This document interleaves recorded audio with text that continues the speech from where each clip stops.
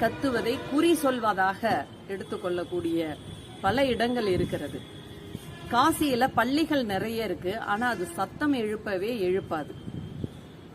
கருடன் அங்க வரும், காசிக்கு கருடன் வரும், ஆனா வட்டமிடாது. இதற்கு ஒரு கதை இருக்கிறது. என்ன ஒரு கதை அப்படிங்கறத நம்ம அடுத்து பார்ப்போம். அதற்கு முன்னாடி இன்னும் 3 அதிசயம் என்னங்கிறதையும் நம்ம பார்த்துருவோம்.